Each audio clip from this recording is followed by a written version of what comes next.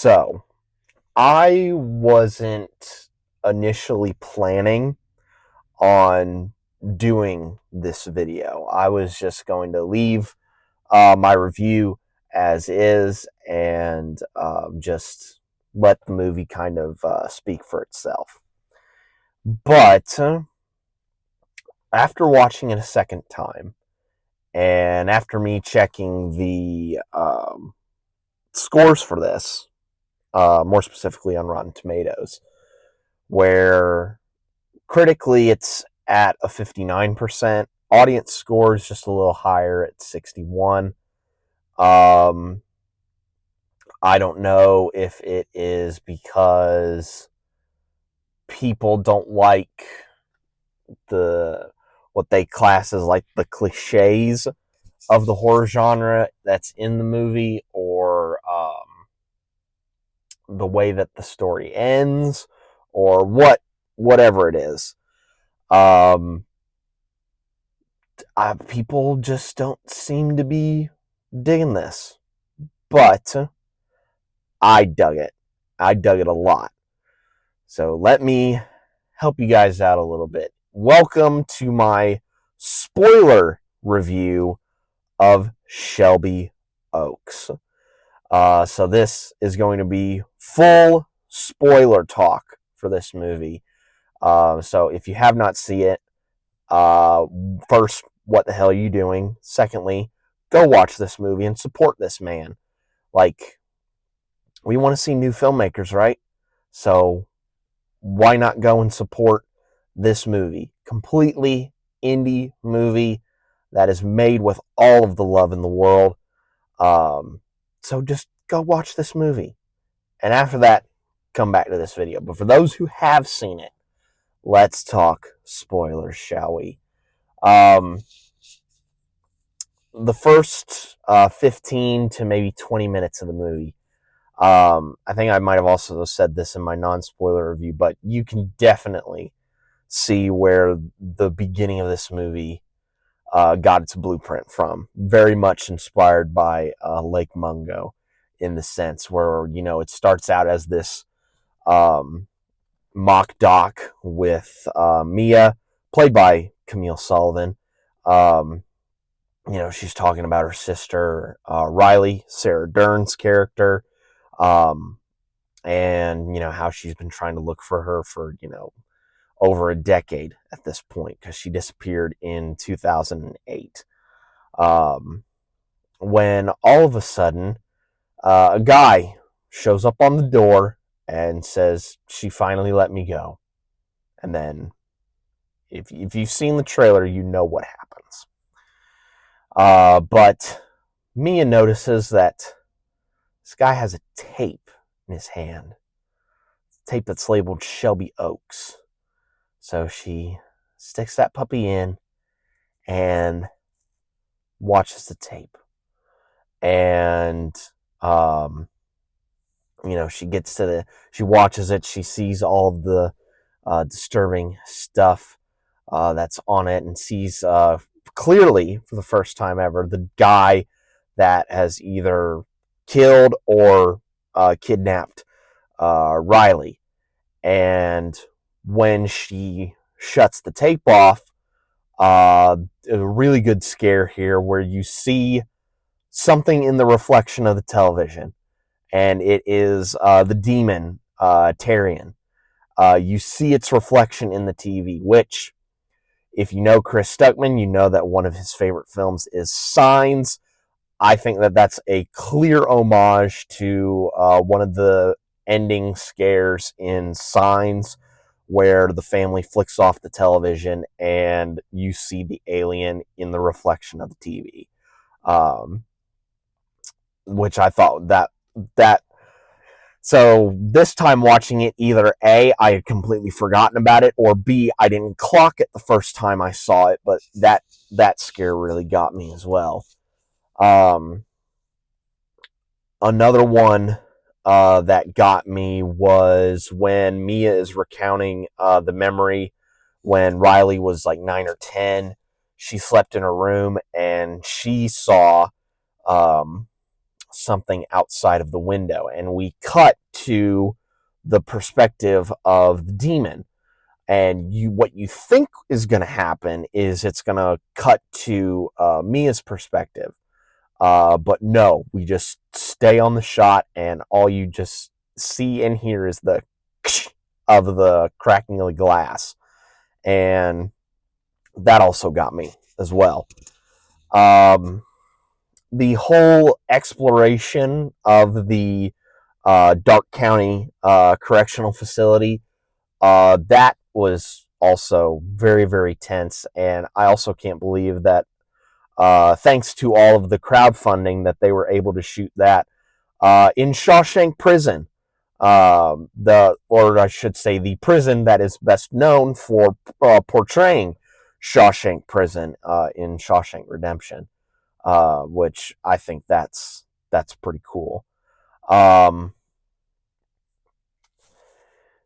When Mia goes exploring in the amusement park, which then takes her to Nora's house, I just love the fact that I do, in my mind, in my head canon, when she stumbles across that dog and is scared by that dog, I 100% believe that Tyrion was like, okay, I'm just gonna like change one of my dogs to like a normal dog and basically lead her to where she needs to go.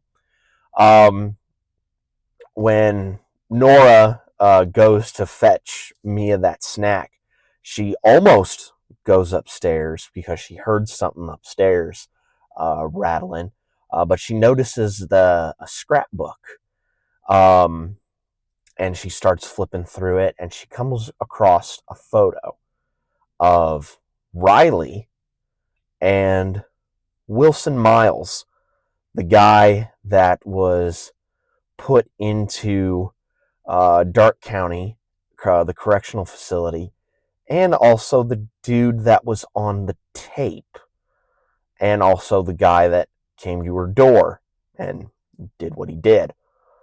And over the course of many photos, you see that Riley got pregnant. Now, in my head, because there are other instances and in other photos where Wilson is digging something. My thinking is that Wilson and Nora were possessed by Tyrion, because in that book it says that the incubus Tyrion more attaches to families, and also he's wanting to produce an offspring so that he could potentially like live on and stuff. My thinking is like, well, I'm not able to get my hooks in on this child. Why don't I try this family to try and sire a son in somehow? But Riley, seeing through it all, she probably either either potentially like killed babies or had miscarriages. My mind is thinking probably miscarriages, but considering that Wilson is digging stuff, it could be either or. And so Nora, figuring out that Mia's figured out everything, she takes Mia into the what I'm considering the mine shaft under the house, and Mia finds Riley in a holding cell.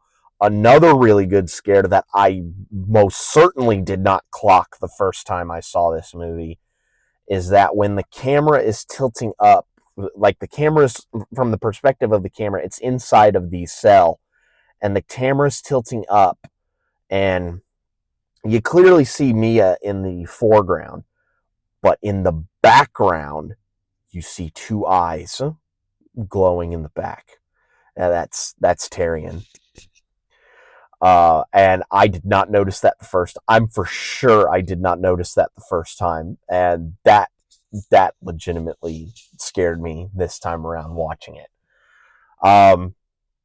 So Mia's able to get Riley out of the cell, but she left the knife there so that Nora can grab it. But Riley, knowing that there's a baby upstairs, she grabs a fire poker and heads upstairs to kill that kid. She's unsuccessful. Now, I think people's gripes may start to come in because Mia doesn't go and kill that kid. Well, I offer you 3 counter reasons as to why she doesn't. One, she doesn't know what the hell's going on. So, well, she may have an understanding as to what is going on, but this leads me into reason number 2. I think she's more concerned about her sister in this instance. And number 3, lest we forget, in the documentary portion at the beginning of the movie, she talked about wanting to try and have a kid.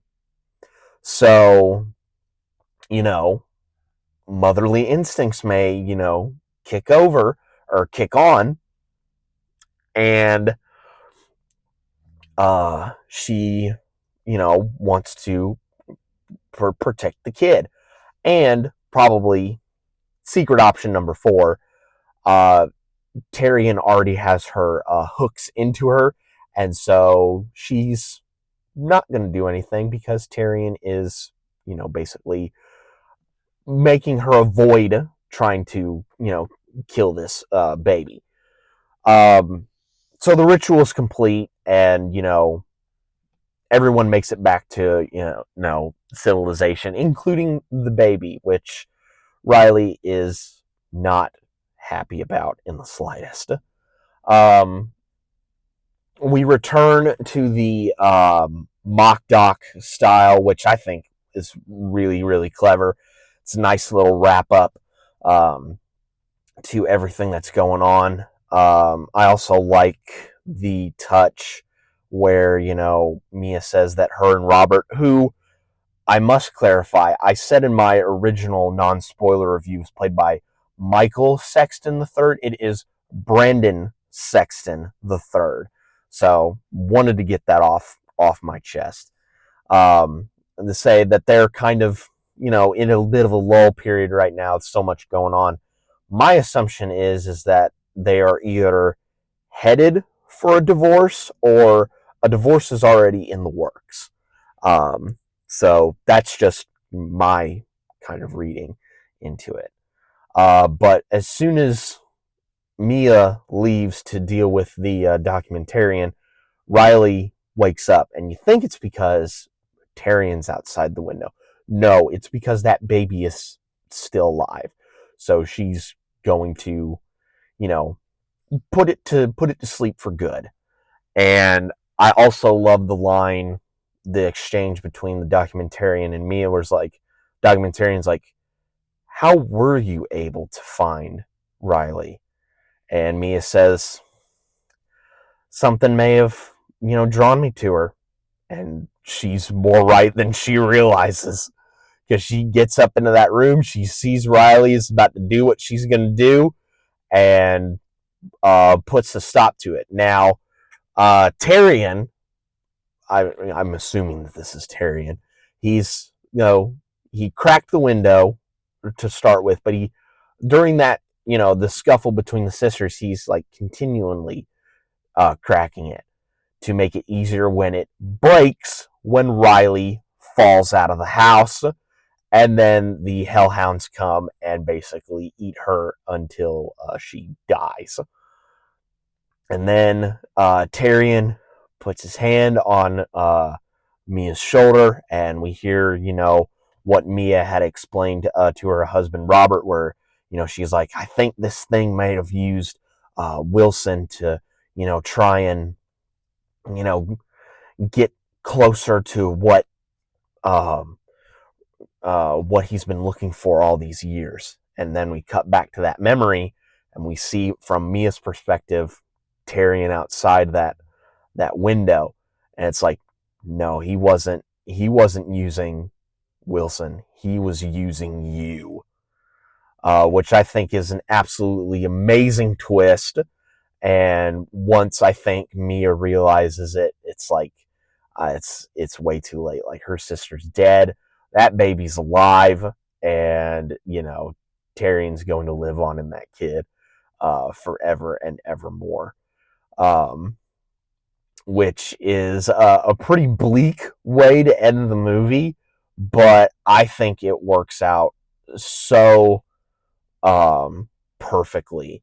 Um, and some of the other stuff that I've kind of heard about is like, well, why does she still have like the blood on her face after Wilson did what he did? I will counter back and say, trauma. Like, she just witnessed what happened to him, and you wouldn't be traumatized if that happened. I'm just saying. And she might be wondering, like, and you also might be wondering, like, again, why didn't she, like, uh kill the baby, or say hell no to the house that's in the middle of the woods, etc., etc. And I think I will counter back, love is a very powerful motivator in many aspects. It can do a lot of really, really good things. However, love can also drive you down a road to do very, very bad things. And in this instance, what started out as good intentioned, trying to find a sister, led her down to, the basically a demon of hell is now in a child and will probably live forevermore, which is very, very scary prospect. But that is just my interpretation of the events that happen in Shelby Oaks. But what do you guys think? Let me know down in the comments below. But yeah, just thought I'd make this to kind of clear up some things, or at least give you my reading as to what is going on. But that's pretty much it for this video, guys.